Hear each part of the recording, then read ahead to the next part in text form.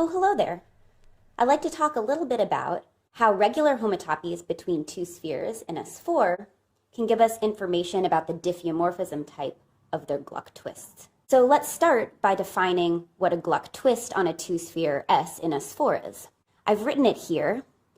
It's another homotopy four-sphere that's gotten by first removing a neighborhood of the two-sphere S in S4, and then sewing back in a copy of S2 cross D2, but by a twist which we'll call tau. So this map from S1 cross S2 to S1 cross S2 was first studied by Hermann Gluck in his thesis in the 60s, where he showed that this map was not isotopic to the identity. What it looks like is as you go in the circle direction, you twist the two-sphere factor according to the angle you're at in the circle. So here I've defined this map R sub theta, which is meant to be rotation of the two-sphere around a north and south pole by angle theta. And here I've written out the map tau explicitly. So it sends a point x comma theta in S2 cross S1 to the point where I've rotated x by theta, and I just send the S1 coordinate to itself here.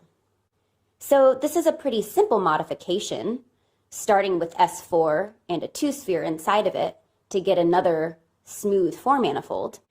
But it's pretty subtle somehow because it's been an open problem essentially since Hermann Gluck defined this in the 60s, whether or not any Gluck twist is diffeomorphic to the standard four-sphere.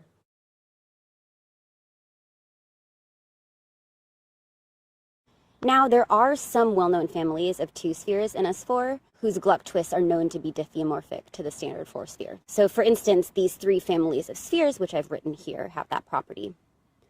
The first one, ribbon two knots, can be thought of as doubles of ribbon disks in B4. And this family of two spheres was shown by Paul Melvin in his thesis in the 70s to have Gluck twists that are diffeomorphic to S4. On the other hand, Gluck knew since the 60s that a family of knots called spun knots had Gluck twists that were diffeomorphic to S4. His reasoning behind this was that spun knots are known to bound three manifolds over which the rotation of the two-sphere extends. Now, the construction of spun knots is due to Artin in the 20s. And to build one, you can start with a knotted arc K, which is properly embedded in a three ball. And now, thinking of the open book decomposition of S4 with binding S2 and pages B3, like I've drawn there, one dimension down, one can take this knotted arc and spin it through that circle worth of B3 pages that you see. So this forms a two-sphere, which intersects that binding in 2 points, one at the top here and one at the bottom. Finally, the family of two knots called twist-spun knots. These are attributed to both Fox and Zeeman, who separately but concurrently came up with them in the 60s, were proved by Gordon to have Gluck twists that are diffeomorphic to S4. So as you can probably guess by their name, twist-spun knots are a generalization of Artin's spun knots, and we can construct them as follows. So first, going back to the picture that we had for spun knots, notice that the top half of the spin is a slice disk in B4, which has boundary K connects some minus K. And the same thing holds, obviously, for this lower half, since the entire picture is symmetric. So now, to form a twist-spun knot, one can take both this upper half of the spin and the lower half of the spin and connect to the two halves by a concordance in S3 cross I from K connects some minus K to K connects some minus K, which is essentially the trace of an isotopy, which twists one of the summands around 360 degrees. So I've drawn this in this picture here.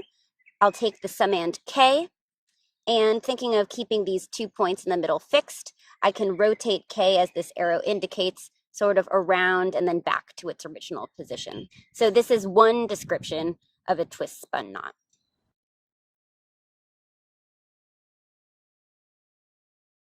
A second generalization of Fox's spun knots are called roll-spun knots. The roll spin of a knot K in S3 will denote R of K. Their construction's first due to Litherland in the late 70s in his paper Deforming Twist-Spun Knots. As we did before with twist-spun knots, to construct a roll-spun knot, what we'll do is take two copies of B4, one of which we'll think as an upper copy and one as a lower copy, and in each copy, take half of the spin of K. So in particular, this is this slice disk for K connects some minus K that I've drawn here. And now, rather than connect these two hemispheres by a product like we did for spun knots, or by the trace of an isotopy which twists one of the summands around, like we did for twist-spun knots, in this case, what I want to do is connect the two halves by the trace of an isotopy of K connects some minus K in S3, which rolls one of the summands around the other summand. So what I mean by this, I've drawn here. In particular, I take one of the summands. Let's pretend we're taking K. And I think of it as shrinking down to a small little point. Not actually a point, but really small. And now I can push that all the way through the summand minus K and then back to where it started, like these arrows indicate. Clearly, this family of knots is very similar to spun knots and twist-spun knots.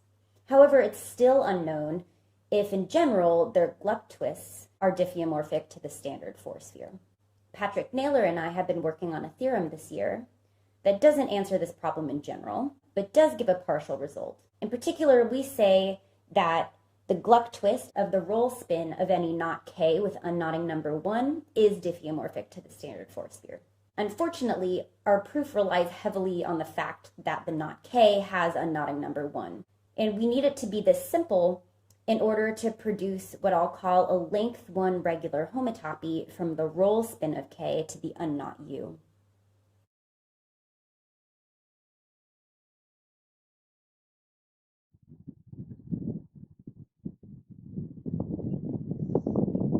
Let me explain to you what I mean by length 1 regular homotopy from the roll spin to the unknot. Let's start by considering an immersed two-sphere in S4, which I'll call the middle level of the homotopy. This immersed sphere has exactly two double points. There's a positive one and a negative one. And these can be paired by two different disks whose interior is embedded in the complement of the immersion in S4 and whose boundaries lie in the immersion, as I've pictured above here with W1 and below with W2. Each of these disks, which I'll call Whitney disks, give a homotopy from this immersed middle level to an embedding, respectively the roll spin of K or the unknot U. What this homotopy looks like is described by this local picture I've sort of drawn here. So start with the immersion and take the sheet of the immersion that I've drawn here as a plane and just push it up very locally so that it bubbles up and around the disk W1. So here it gives you the embedded roll spin of K. And then the same homotopy should be done down here, but using the disk W2 instead, so that at the end of the homotopy, I see the unknot U. So this homotopy was first described by Whitney in the 40s. Hence, it's called a Whitney move. The inverse, which I've also indicated with this arrow, is called a finger move. So although this arises naturally as an inverse homotopy to the Whitney move, its use was first really exploited both algebraically and geometrically by Casson in the 70s and 80s. So sometimes it's also called a Casson move. Now, as you can tell, having a length 1 regular homotopy gives a really simple homotopy from the roll spin to the unknot. So in particular, we can do this composition, taking us from the roll spin to the unknot by first doing a finger move to get to this immersed middle level, and then a Whitney move, which carries us to the unknot. It's a fact due to Smale in the 50s that any embedded two-sphere in S4 is homotopic to the unknot through a series of finger and Whitney moves. The minimum number of these finger and Whitney moves that's necessary is sort of an analogy to the unknotting number in the classical sense for one-dimensional knots.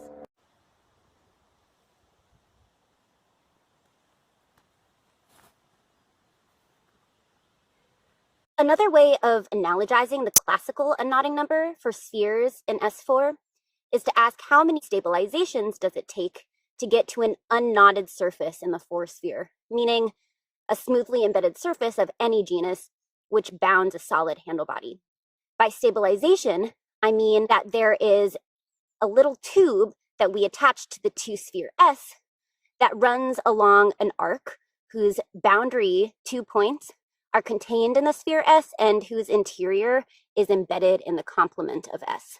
So, for instance, when the complement of S is complicated, may have a large fundamental group, there are many different choices of such arcs up to isotopy rel boundary. So there are many ways in which one can stabilize the surface S. Now, it's known that for every embedded sphere in the 4-sphere, there is some choice of stabilizations, which yields an unknotted surface. But the question is, what is the minimum number of such stabilizations necessary? In a recent theorem, which is joint with Jason Joseph, Mike Klug, and Ben Ruppik, this is also a theorem in progress, we relate these two notions of a knotting number, namely the number of finger moves and Whitney moves it takes to get from a sphere to the unknot in S4, and the number of stabilizations it takes to get to an unknotted surface. And it turns out one bounds the other. The minimum number of stabilizations it takes to get to an unknotted surface is bounded above by the minimum number of finger moves and Whitney moves it takes to get to the unknot. So in particular, if it takes a single finger Whitney move to get to the unknot, like it does for a roll spun knot, then it should take a single stabilization to get to an unknotted torus in the 4-sphere.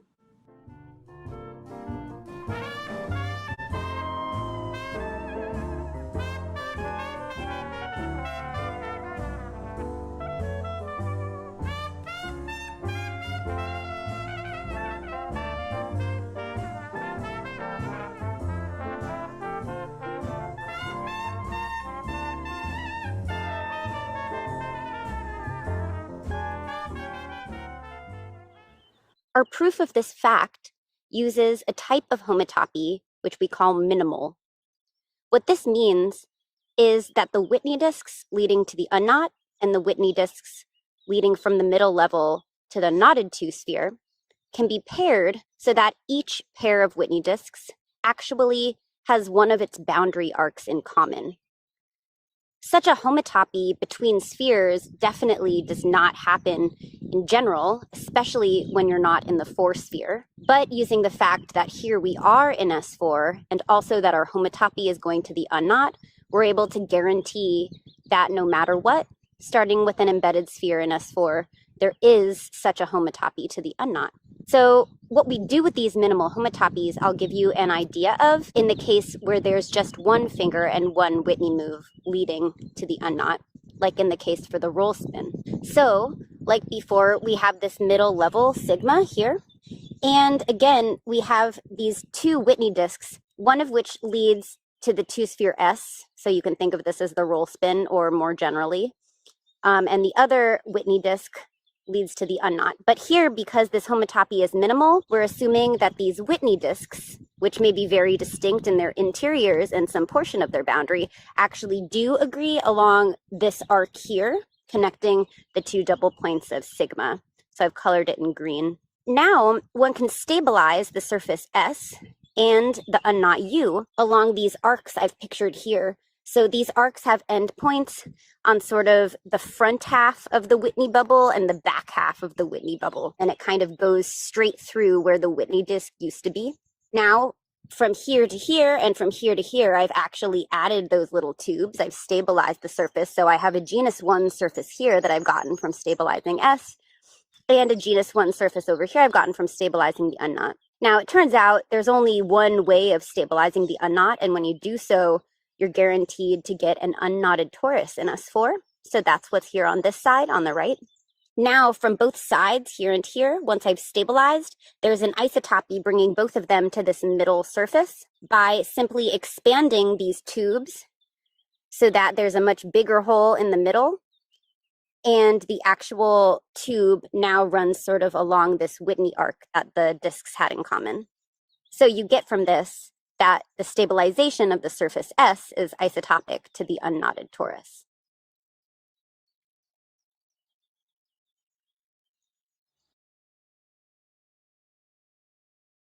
Knowing that a length 1 regular homotopy from the roll spin to the unknot U implies that exactly one stabilization of the roll spin is smoothly isotopic to an unknotted torus T in S4 allows us to give a short argument stating that the Gluck twist of the roll spin of K is in fact diffeomorphic to a multiplicity 1 log transform of the unknotted torus in S4. And now there's a result of Montesinos from the 80s, which gives that this log transform is in fact diffeomorphic to S4, just like we wanted. That's all I have to tell you right now, but thank you for listening, and I hope you enjoy the rest of this wonderful conference.